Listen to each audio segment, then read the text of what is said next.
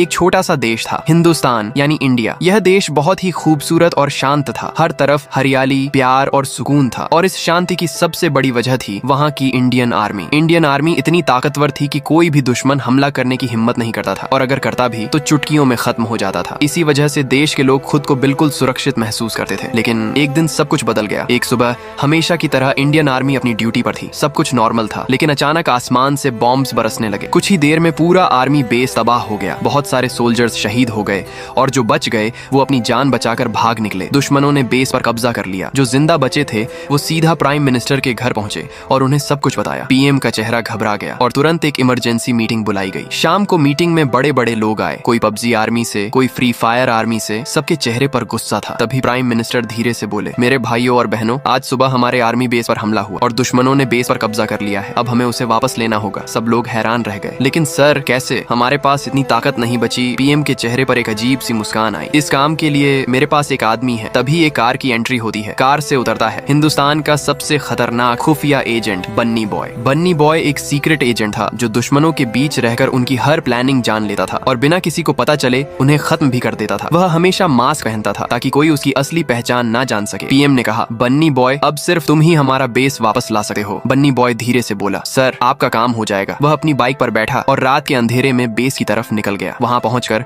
उसने चुपके से सब देखना शुरू किया। फिर उसने एक दुश्मन सोल्जर को मार दिया और उसके कपड़े पहन लिए। अब वह बिल्कुल दुश्मनों जैसा लग रहा था। वह उनके बीच घुस गया और उनका प्लान सुनने लगा। उनका लीडर कमांडर इकबाल बोल रहा था, साथियों, वक्त आ गया है हिंदुस्तान पर पूरा कब्जा करने का। बन्नी बॉय हल्की सी मुस्कान के साथ बोला, मेरे रहते तुम कुछ नहीं कर पाओगे। सुबह हुई। दुश्मन अपने फाइटर जेट्स के साथ रेडी थे। तभी कमांडर इकबाल अचानक रुक गया। उसने बन्नी बॉय को पकड़ लिया। तुम्हें क्या लगा सिर्फ हिंदुस्तान के पास ही जासूस हैं? हमारे पास भी है। बन्नी बॉय बोला, मरने से पहले एक बात बता दो, वह जासूस कौन है? तभी पीछे से एक आदमी आया, वही सोल्जर जो पीएम को न्यूज देने गया था। बन्नी बॉय समझ गया। तभी मैं सोचूं तू अकेले कैसे बच गया? उस आदमी ने हंसी के साथ कहा, मैं बच गया लेकिन तू नहीं बचेगा, और उसने बन्नी बॉय को मार दिया। दुश्मन जेट्स लेकर हिंदुस्तान पहुंच गए और तबाही मचा दी। प्राइम मिनिस्टर भी उनके कब्जे में आ गए। पीएम ने दुखी होकर कहा, मेरे बन्नी बॉय तुम कहाँ हो? कमांडर इकबाल हंसकर बोला, वह अब नहीं आएगा, मर चुका है। तभी पीएम ने हल्का सा मुस्कुरा कर कहा, तो फिर वह कौन है जो तुम्हारे पीछे खड़ा है? इकबाल ने पीछे देखा। एक लड़का खड़ा था। कौन है तू? बच्चे लड़का बोला, हिंदुस्तान का धुरंधर। बन्नी बॉय इकबाल हैरान, तू अभी तक जिंदा कैसे है? मुझे पता था तुम मुझे पकड़ लोगे, इसीलिए मैंने किसी और को अपने कपड़े पहना दिए। अब दोनों आमने सामने थे। इकबाल ने हमला किया लेकिन बन्नी बॉय उससे बच गया। फिर एक जबरदस्त फाइट हुई और आखिर में बन्नी बॉय ने कमांडर इकबाल को खत्म कर दिया। दुश्मन हार गए और हिंदुस्तान फिर से आजाद हो गया। ये नया हिंदुस्तान है।